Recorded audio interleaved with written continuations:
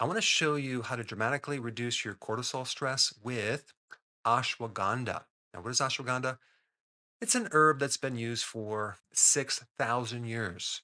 And so it's been around a long time and has stood this test of time with minimal side effects, which I want to get into some of the side effects that are on social media related to it. I will get to that, but I want to just tell you the benefits first. It is hands down one of the best adaptogens or herbs that help you cope with stress as well as depression.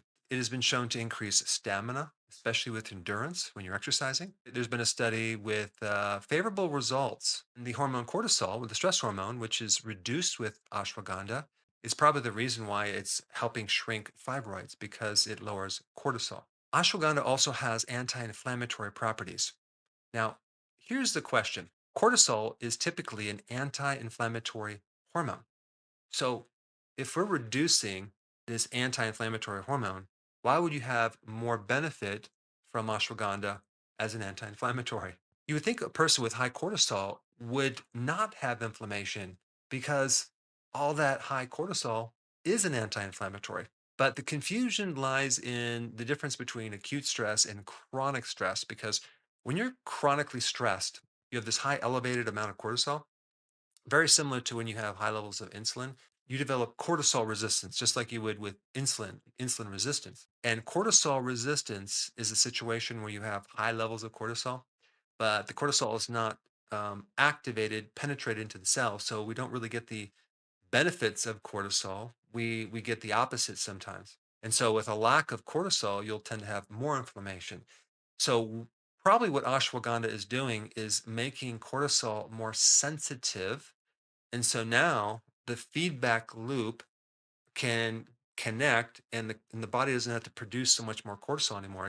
It can be lowered. This is why ashwagandha is also good for the immune system and cognitive benefits to improve situations like Alzheimer's, Parkinson's, things like that. And there's also some benefits that it can help lower blood sugars. Now, why would it do that? Because stress activates the release of more sugar.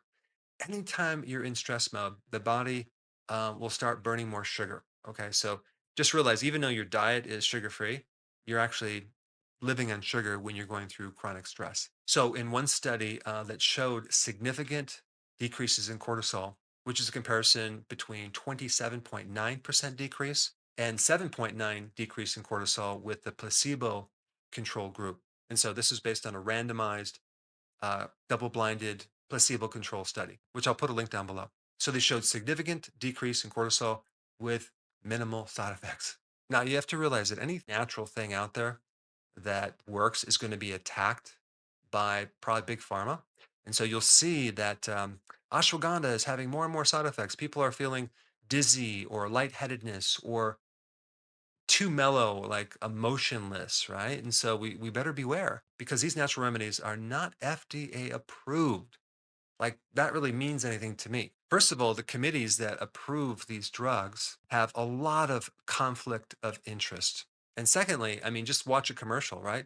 With the massive amount of side effects that occur with medication. And they'll tell you, may cause death, vomiting, yet people keep taking them, but they're FDA approved.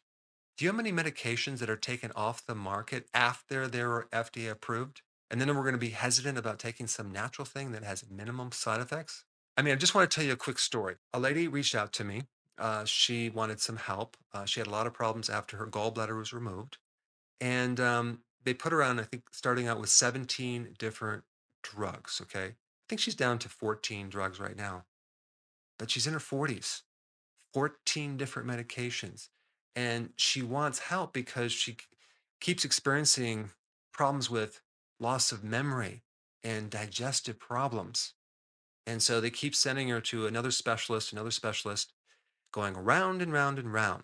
And I looked up what these medications are, and then I cross referenced them to all the side effects that they create.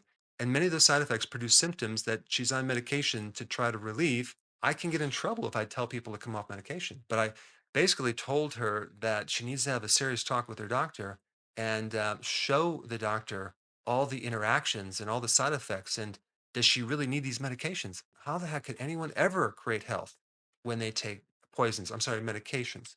I mean, I really think she needs to do a reset and see what causes what, and only take those medications that are absolutely necessary. But I will say, all those medications are FDA approved. So, anyway, I got sidetracked. Let's talk about the dosage of ashwagandha. If you're doing strengthening type exercises or endurance type exercises, I would recommend taking roughly about 300 milligrams twice a day, in the morning and before you go to bed. And also, you might want to take it for a period of time and then come off of it for a while and just see how you feel, because it's for stress and it's very powerful. And maybe you might not need it once you really change your lifestyle and get rid of some of the stress. But the point is, you want to use these things as tools, take them as needed. They're not meant to be on for the rest of your life. But if you don't exercise, you're a bit sedentary. You probably only need like 100 milligrams once a day. So if you wanted something that could potentially dramatically lower your cortisol levels, definitely look at this ashwagandha herb. It's been around for a long time. Also, since we're on the topic of stress, if you have not seen this video on stress, which shows you a manual technique to get rid of stress, you really need to check that out. I put it up right here.